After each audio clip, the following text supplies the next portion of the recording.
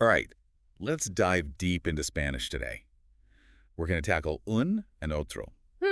Interesting choices. Yeah, and you know what? We've got this really cool Spanish teacher's lesson as our guide. Oh, nice. And I think it'll be way more engaging than just cracking open a grammar book. Right. We're going to really try to understand how Spanish speakers use these words. Yeah, you'll be surprised, I think, how much you can learn from these seemingly simple words. Okay, so let's start with the basics. Un and una, Right. like the Spanish versions of a or an. Mm-hmm. And the teacher in the video really emphasized that it's super important to match these articles to the gender and number of the noun. Oh, absolutely. That's crucial. Like in the example from the video, ha venido a verte una amiga. Right, right. A friend has come to see you. Yes. So both una and amiga, meaning a female friend, are feminine and singular. Mm-hmm. So you can't just throw any un around. You have to think about the noun it goes with. Exactly. That to make sure it matches. Yeah. And it's not just singular either. Right. Just like we'd say some friends in English. Mm-hmm. You'd use unos for a group of male friends Yeah. or unas for female friends. Oh, that makes sense. Yeah. Okay, so moving on from indicating a single item, let's think about how Spanish handles the idea of another. Oh, sure. And that's where otro and otra come in. Otro and otra. And they're really quite versatile. Yes, very much so. The source showed all kinds of ways to use them. Uh-huh. Like, say you're at a bar and want to order another beer. Okay. Would you say, por favor, me pone otra cerveza más? Perfect, exactly. Okay, and imagine you're making plans with someone, but you can't meet on Monday. Okay. You might say, el lunes estoy de viaje, quedamos otro día. I'm traveling on Monday, let's meet another day. Yes. So it looks like otro works for time like another day, as well as for things like another beer. Right. Very good. Now this is where things get a little tricky. Okay. The teacher gave this example. El otro día fui a la playa. The other day I went to the beach. But dia, even though it ends in a, it's masculine in Spanish. Yeah, it can be confusing, right? Yeah, it does seem counterintuitive. It does, but that's Spanish for you. I mean, if it ends in a, I just naturally assume it's feminine. Well, that's where those assumptions can trip you up. I guess so. Because in Spanish, the grammatical gender doesn't always line up with, say, the biological sex of a noun. Oh, interesting. Or even how we might think about words ending A or O. So are there a lot of words like that in Spanish? There are. Wow. And there are lots of theories about why that is. Oh, really? Yeah, some even linking it to cultural influences on the language. That's fascinating. Yeah, it's a good reminder that language is a reflection of a culture's history and worldview, Yeah, it is. So to be clear, we always have to pay attention to those gender markings when using otro and otra, right? Always, absolutely. Just like with un and una. Exactly, you've got it. Okay, I think I'm starting to get it. Cool. Now, the lesson also delves into some more complex grammar rules. Oh, okay. Like how you can have those words that show ownership. Oh, you mean possessive adjectives? Yes, possessive adjectives like my or your or Right. his. Right. And those can come before otro and otra. Mm-hmm. And there's this other structure. Otrotra, the plus of pronoun, article, possessive, demonstrative, plus plural noun. Yes. It's a lot to take in. Yeah, it sounds complicated, but it's actually simpler than it looks. Okay. It's just a way to be specific about another one out of a group. Okay, I see. The example was helpful. Dam otra de las cervezas que compraste. Give me another one of the beers you bought. So it's kind of like saying another one of those beers. That's it. Oh. That makes more sense. And notice how ultra is singular, even though we're talking about a group of beers. Right. It's all about context. Yeah, context is key. It is. Is there anything else about context that we should remember? Well, sometimes the context is so clear that you don't even need to repeat the noun. Yeah, you can just use otro or otra by itself. Like when? Well, imagine someone is trying on coats, right? Okay. And they don't like one, they could just say, no, prefiero el otro. No, not that one. I prefer the other one. Exactly. Got it. They don't need to say el otro abrigo, the other coat. Right. It's understood from the situation. It's like they already know what you're talking about. Exactly. So even these seemingly simple words, on and otro, have so many nuances. Absolutely, they really do. It's amazing how much depth there is to them. Yeah, and how they can really make a difference in how well you communicate in Spanish. Yeah, that's for sure. So how are you feeling about all this so far? I'm starting to see how much I still have to learn about Spanish. It's a journey, right? It is, but it's an exciting one. I agree. And I feel like I'm starting to see the language in a whole new light. That's great. That's great. It's like all these little details are adding up to create this richer, more vibrant picture. Yeah, exactly. It's like you're not just learning the words, you're starting to understand the soul of the language. I like that, the soul of the language. And that's where the real magic happens. I can't wait to see what else we uncover. Me too, me too.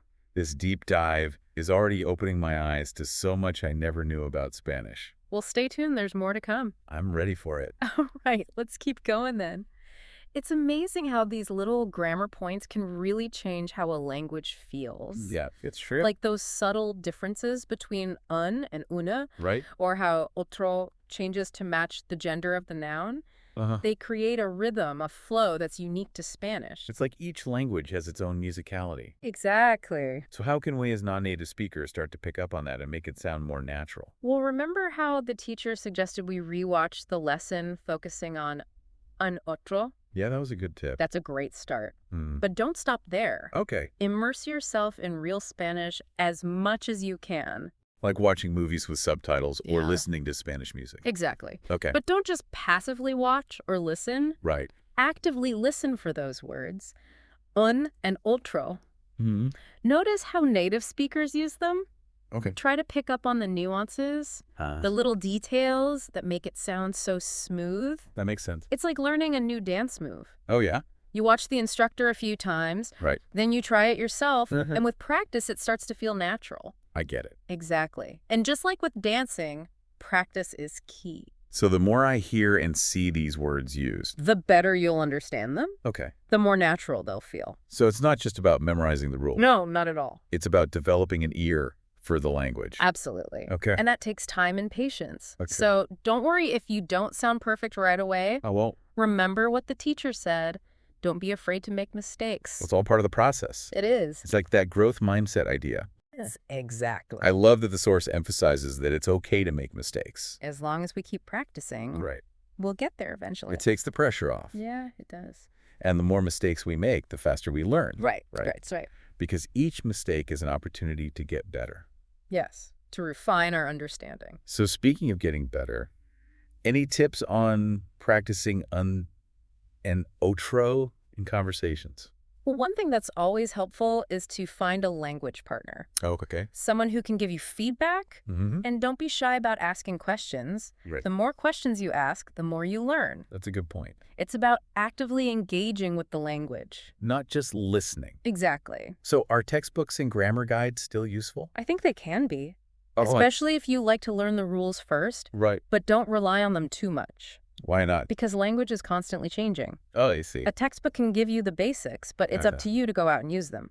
It's like a textbook can teach you the notes on a piano. But you have to create the music. Right. The more you practice, the better you'll get. I like that analogy. It's not a chore, it's an art form. Exactly. It's about expressing yourself, Connecting with others. expanding our understanding of the world. That's what it's all about. I was really struck by how much the teacher focused on the why behind the rules.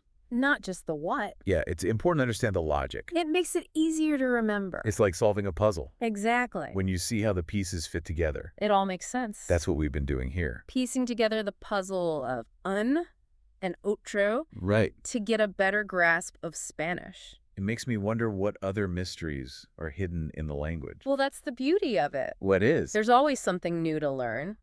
And the more you learn, The more you appreciate how rich and complex Spanish is. wow, this whole deep dive into un and otro has been a real eye-opener. It's amazing how much depth there is to even the most basic words in Spanish. You know what? It's really making me want to keep learning more. I think that's the beauty of language learning. The more you discover, the more you realize how much more is out there. It's like opening one door and finding a whole hallway of other doors waiting to be opened. Exactly. There's always something new to explore. Speaking of exploring, do you remember how the source material hinted at a surprise at the end of the video series? Oh, yeah. I wonder what it could be. I know, right? It's like a little cliffhanger. Maybe it's a secret trick for mastering these articles. Or some other fascinating aspect of Spanish grammar that we haven't even thought of. I guess we'll just have to keep watching to find out. The anticipation is killing me.